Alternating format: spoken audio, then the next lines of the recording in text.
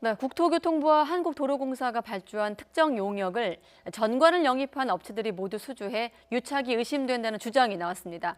국토부는 제도적으로 허점이 있는지 따져보고 문제가 있다면 개선하겠다고 밝혔습니다. 박희재 기자가 보도합니다. 경기 김포시에 있는 고속국도 공사부지입니다.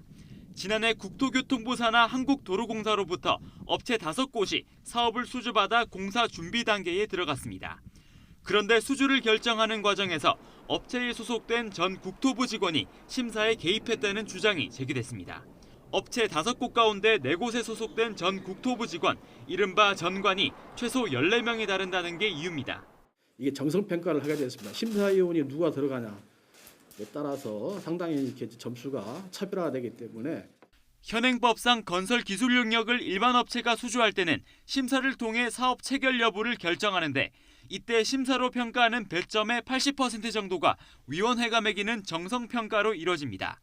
경제정의실천시민연합은 이 위원회 8명 가운데 6명이 발주기관 소속 공무원으로 꾸려지고 있다며 수주업체에 영입된 전관들이 평가에 영향을 미칠 수밖에 없다고 주장했습니다. 전국에 있는 엔지니어링 업체 3,190여 곳 가운데 수주 금액 기준 상위 20개 업체가 보유한 전관만 184명인데 이들 업체가 전체 용역의 40%를 수주하고 있다는 분석입니다. 지난 2년 동안 국토교통부와 한국도로공사가 심사를 통해 발주한 건설 기술 용역은 모두 64건인데 이때 수주한 업체는 100% 전관을 영입한 업체라는 점도 꼬집었습니다. 38개 사업 모두 이제 국토부나 LH 전관을 영입한 업체가 수주했습니다. 국토부 사업과 마찬가지로 한국도로공사의 사업도 모두 전관을 영입한 업체가 수주했습니다. 서로 말을 맞춰 입찰에 참여하는 가격을 사전에 정한다는 의혹도 제기했습니다. 입찰한 업체 가운데 낙찰받은 업체들과 2순위로 탈락한 업체 사이 입찰액 차이가 1%에 불과한 사례가 국토부 발주 사업에서만 87%고 한국도로공사 사업에서는 85%에 이른다는 겁니다. 또 전체 용역 가운데 업체 2곳만 입찰에 참여한 경우가 78%에 달한다며 이 역시 담합이 의심된다고 덧붙였습니다.